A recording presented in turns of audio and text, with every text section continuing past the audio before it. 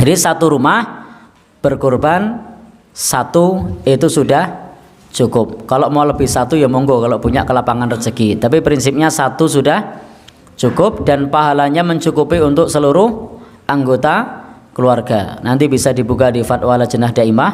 Demikian pula penjelasan Imam Ibnu Qudamah, kemudian Imam Asy-Syaukani di dalam masalah ini, bahwa pahalanya pun sudah mencukupi untuk seluruh anggota keluarga, termasuk di dalamnya yang sudah meninggal dunia, sehingga tidak perlu berkorban atas nama orang yang meninggal dunia, meskipun ini ranahnya adalah ranah ikhtilaf di kalangan para ulama. Jadi para ulama berbeda pendapat tentang hukum berkorban untuk orang yang sudah atas nama orang yang sudah meninggal dunia. Ulama dalam mazhab Syafi'i semisal Imam Nawawi itu mengatakan la tadhiyata anil ghair bi ghairi idnihi wala anil mayyit idza lam yusibiha. Tidak perlu berkorban untuk orang lain tanpa izinnya dan tidak perlu berkorban untuk orang mati tanpa adanya wasiat. Begitu pernyataan Imam An-Nawawi. Beliau mengatakan tidak perlu berkorban untuk orang lain tanpa izinnya dan tidak pula berkorban untuk orang yang meninggal dunia jika tidak ada wasiat. Sehingga dalam pandangan mazhab ini maka tidak diperlukan, atau bahasa tegasnya tidak sah, berkorban atas nama orang yang meninggal dunia jika tidak ada wasiat. Tapi kita harus mengakui bahwa ini adalah ranah perbedaan pendapat. Sehingga Syekhul Islam Ibnu Taimiyah ketika menjelaskan hukum berkorban atas orang yang meninggal dunia, Syekhul Islam membolehkan. Syekhul Islam Ibnu Taimiyah membolehkan. Apa dalilnya? Dalil beliau adalah bolehnya udhiyah lil mayyit kama tajuzus shadaqatu anhu. Bolehnya berkorban untuk orang yang mati sebagaimana bolehnya sedekah untuk orang yang mati. Maka Syekhul Islam Ibnu Taimiyah menganalogikan kurban dengan sedekah, sehingga dibolehkan berkorban untuk orang yang meninggal dunia atas nama orang yang meninggal dunia menurut pandangan Syekhul Islam. Tapi kalau di Muhammadiyah tidak boleh. Jadi kalau di Tarjih Muhammadiyah, berkorban untuk orang atas nama orang meninggal dunia itu tidak dibolehkan. Tapi tadi kita sampaikan perbedaan pendapat ini untuk bisa dipahami bahwa yang disepakati oleh para ulama itu adalah sedekah. Kalau sedekah boleh atas nama orang yang sudah meninggal dunia. Apakah boleh berkorban atas nama orang tua yang sudah meninggal? Berkorban atas nama orang tua yang sudah meninggal ada 3 bentuk. Yang pertama, kalau dia mewasiatkan. Dia mewasiatkan, kalau saya meninggal tolong korbankan. Maka dilihat, kalau ternyata nilai kambing tersebut lebih kecil daripada 1/3 harta warisannya, maka boleh berkorban. Ya, karena wasiat tidak boleh lebih dari 1/3. Kalau ternyata waktu dia meninggal, ternyata harta warisannya habis, ya, atau ternyata setelah dipotong utang, hartanya tinggal 5 juta untuk dibagi warisan. Nah, kalau untuk 1/3 nggak cukup buat beli kambing, maka tidak bisa dilaksanakan wasiatnya. Intinya wasiat, kalau dia sebelum meninggal dia berwasiat, maka kita boleh ambil dari hasil warisannya 1/3 dari warisan untuk kita potong kambing. Ini yang pertama. Yang kedua, seorang menyembelih untuk dia dan pahalanya juga buat untuk ayahnya sudah meninggal, maka ini boleh. Maka ini boleh. Seperti saya, ayah saya sudah meninggal, saya berkorban untuk saya dan untuk ayah saya, maka ini boleh. Yang khilaf kuat di kalangan para ulama, kalau saya potong kambing murni untuk ayah saya sudah meninggal, maka ini Imam Syafi'i tidak membolehkan. Imam Syafi'i tidak membolehkan karena tidak ada dalilnya. Sebagian ulama jumhur membolehkan. Kenapa? Karena kata mereka dikiaskan dengan sedekah. Sedekah atas nama mayat ijma ulama sampai. Saya misalnya bawa uang 10 juta, saya sedekahkan. Niatnya semuanya pahalanya buat ayah saya yang sudah meninggal. Maka ini sepakat ulama sampai.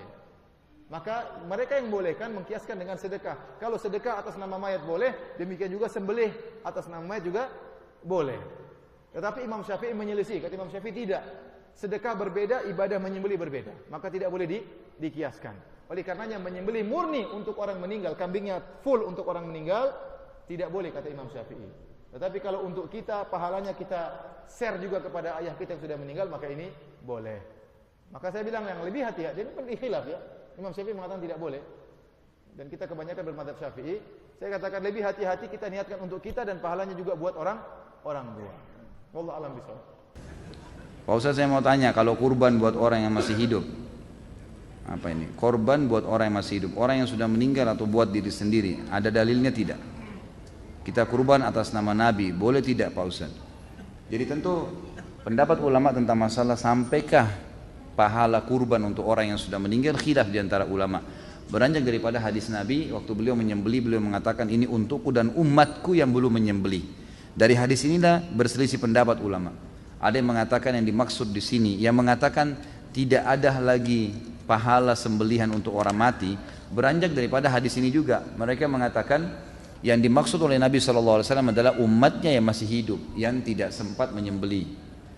Pendapat kedua yang mengatakan bahwasanya sampai pahala sembelihan untuk orang mati, beranjak daripada hadis yang sama. Mereka mengatakan yang dimaksud oleh Nabi SAW ini untukku dan umatku yang belum menyembelih, yang hidup dan yang sudah mati. Dan banyak dinukil dari perkataan para salaful ummah. Kalau diantaranya Ibnu Taimiyah pernah menukil perkataan kalau zabah itu sembelihan juga akan sampai kepada orang-orang yang sudah meninggal. Karena ada beranjak daripada hadis tadi. Allahu a'lam. Memang Islam mulai dulu itu membolehkan orang amal untuk orang lain. Jadi dulu ada orang, ya Rasulullah, orang tua saya ini sudah sepuh, beliau sangat ingin haji, tapi kalau haji nggak bisa karena sudah tidak bisa berkendara unta. Kata Nabi, ya sudah kamu saja yang haji sebagai ganti bapak kamu. Sehingga idza mata ibnu adam in qata amaluhu itu termasuk anak yang soleh, sedekah dan apa. Memang mulai dulu Islam itu ada beberapa hal yang amal itu bisa diamali pada orang lain. Awaladin sholihin yatullah, terus adalah beberapa. Nah kurban juga gitu, biasanya anak-anak yang soleh itu perasaannya dulu bapak kami miskin, nggak mampu berkorban, nggak mampu akikah. Biasanya anaknya terus melakukan itu untuk bapaknya. Nah memang jadi perdebatan ulama, apakah kemudian mayit ini dapat pahalanya enggak? Jawabannya gini, kalau mayit itu orang soleh dapat. Kalau nggak soleh, itu kemungkinan dapat kecil. Misalnya gini, ada mayit yang zaman hidup itu antipati ngamal. Kok enak, duitku sing ngilang, wong liya nyate gitu. Dia mentalnya mental kikir yang beranggapan kok kenaan tetangga kami, uang kami yang habis, orang lain yang nyate. Terus dia mentalnya gitu dibawa mati. Kemudian anaknya soleh berkorban untuk bapaknya. Lah yang seperti ini ada potensi gak sampai karena dia tidak pernah punya niat.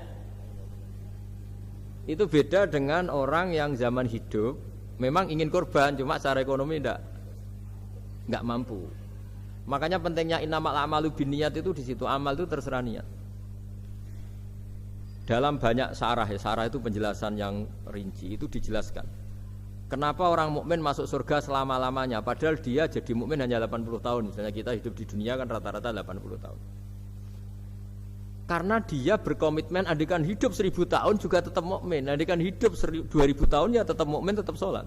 Setiap orang sholat perasaannya gitu, andikan kita hidup 2000 tahun juga tetap seperti ini kan, ya tetap sholat, tetap. Nah, sehingga karena niat itu dia diganjar surga selamanya. Karena dia bayangkan andikan di dunia selamanya juga akan iman selamanya.